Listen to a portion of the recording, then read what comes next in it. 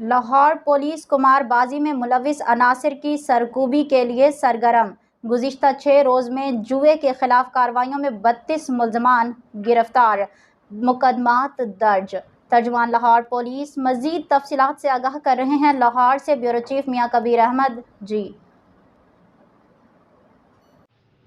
جی بالکل، لاہور پولیس کے ترجمان کے مطابق لاہور پولیس قمار بازی میں ملوث عناصر کی سرکوبی کے لیے شہر بھر میں کریک ڈاؤن کر رہی ہے۔ گزشتہ 6 روز میں جوئے کے خلاف کارروائیوں میں 32 ملزمان گرفتار، 6 مقدمات درج کیے گئے۔ گرفتار ملزمان سے داؤ پر لگائی گئی رقم برآمد کی گئی۔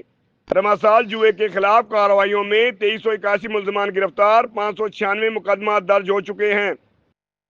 امثال ملزمان سے داؤ پر لگی 1,13,52,000 سے زیادہ رقوم برآمد کی گئی۔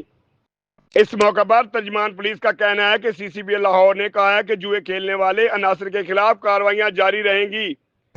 سی سی بی او لاہور کا پولیس کو جوئے کے اڈوں اور آن لائن جوئے کے خلاف کریک ڈاؤن تیز کرنے کا حکم۔